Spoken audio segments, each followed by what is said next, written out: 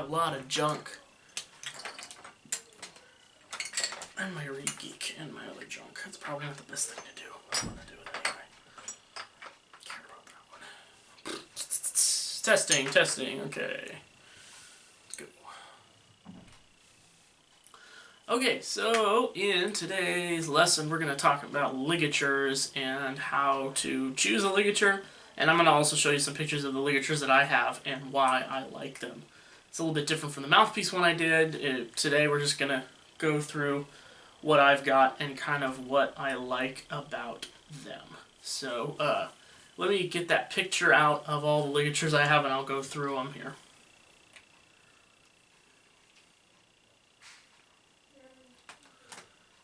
So this is going to be from left to right, and then top row first and then bottom row. So the first ligature that is on there, I have a bunch of different multiple copies of different ones, so I'm just going to go through the categories. So the first couple of them that I have, there are Rovner ligatures, just standard Rovner leather ligatures. I like those mainly because they give you a lot of stability in the sound, in my experience, and they tend to darken up the sound a little bit, which is good for classical playing, and then it's a good step up, like upgrade ligature from just your standard, normal 2-screw ligature that you get, stock with your saxophone or mouthpiece and stuff. So those are good. I don't play them that much anymore because, to be honest, they, I think, dampen the sound a little too much for me. But a lot of people play them and like them too. So the next category I have is Rico H ligatures, and if you want to see what the H looks like, it kind of looks like this. See, it's kind of like an H pattern. And these are the ligatures I probably use the most often. I like them because they're not very expensive, and I think they sound really good, and the response is great, articulation is good on them,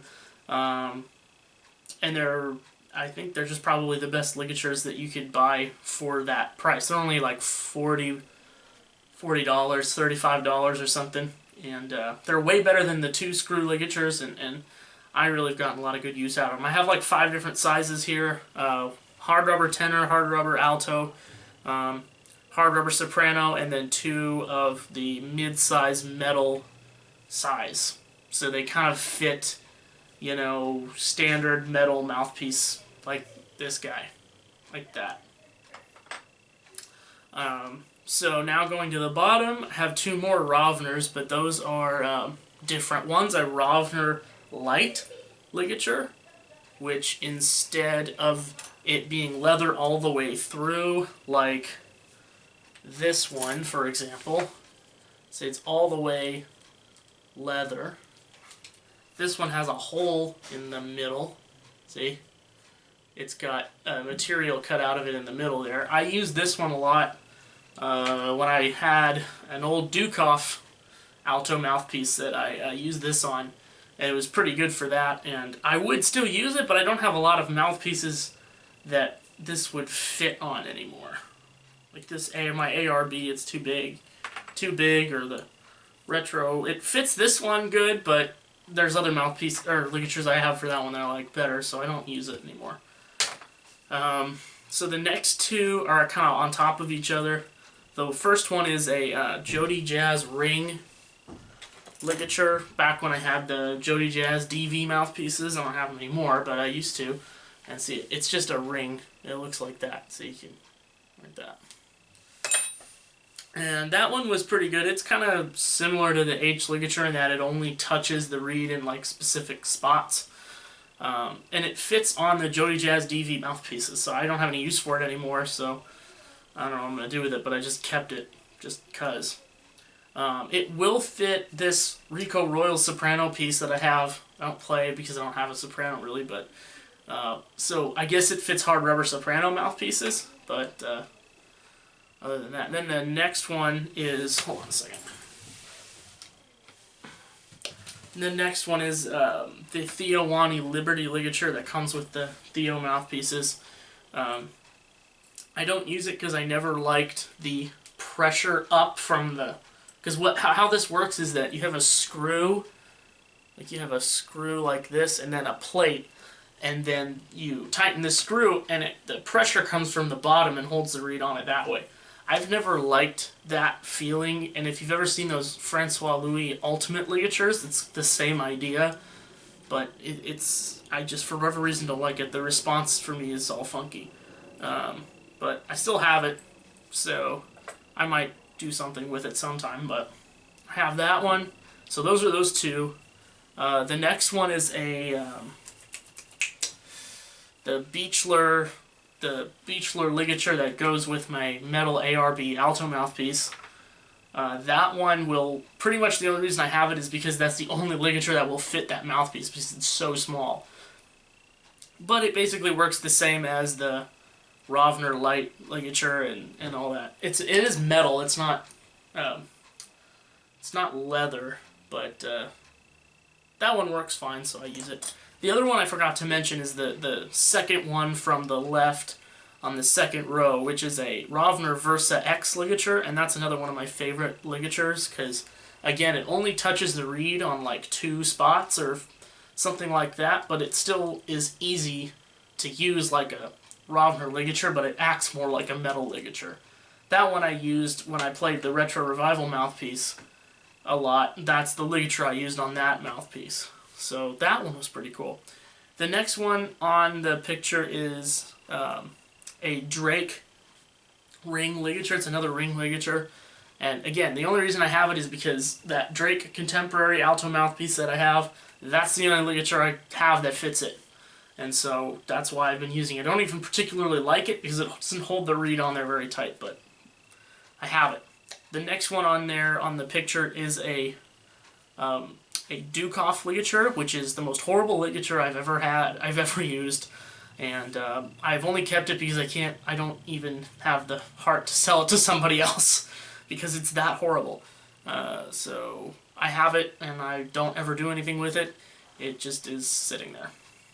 The last two are more standard ligatures. The first one is just a good old 2-screw, cheapo ligature that I got from a clarinet mouthpiece. I use that one on my clarinet mouthpiece when I play clarinet. And the last one is a Selmer 404 ligature, which is really no different from a regular old 2-screw ligature, other than it has this kind of cool design. And these things are apparently people want them because they see like, Coltrane and Michael Brecker playing these on their Autolinks when Brecker used to play an Autolink, and I think he played one when he was on Gardala's too. He played one of these, and so now of course everybody wants them, even though they're not any different than just the cheapo ligature that you get at the you get when you buy a cheap saxophone or like a Yamaha 4C mouthpiece or something. But they're really... people seem to really like them. And I only used it for a little bit. When I had the Jody Jazz DV, this kind of was okay for a while, and then I went back to something else that I was using. I can't remember what it was. But, it doesn't... And again, this one doesn't really fit on any mouthpieces I have. So those are all the ligatures I have. And that might give you some insight into how to choose a ligature. I mean, how I choose a ligature is basically what works. The ligature doesn't really affect the sound for me all that much. It affects the response of the reed and the way the reed plays more than it does the sound of it. And so whatever's most comfortable for me and what's not going to set me back, hundreds of dollars, that's what I'm pretty much going to use. I don't think I've ever bought a ligature more than like $45. And there's Silverstein ligatures that are like $150. There's, oh gosh, what's that one where they're really expensive? It's Silverstein, and then there's another one. Is it Charles Bay? Oh, Ishimori, that's right.